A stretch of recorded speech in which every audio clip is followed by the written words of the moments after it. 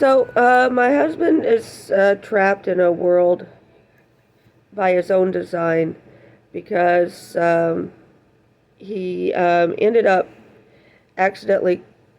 I don't think he realized that Hirohito and Saud were the same person.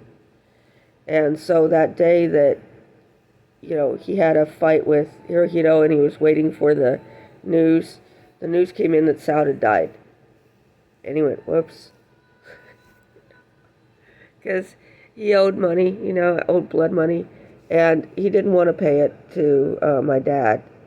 Um, so from 69 to 71, that was a journey of trying to make that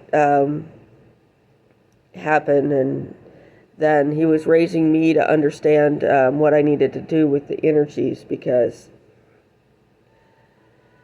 So I'm sitting in here and, I'm still getting blasted. These people, they took like forever to just, paint the walls and change the outlets. And, they're in there in the walls putting in these conduits and all sorts of cameras and things for the drug dealers. And so now I'm smelling saffron all the time. And so,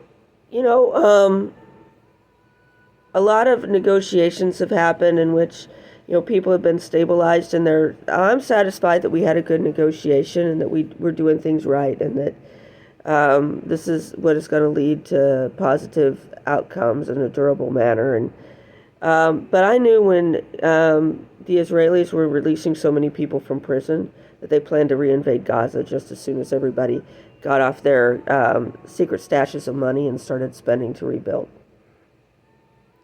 And,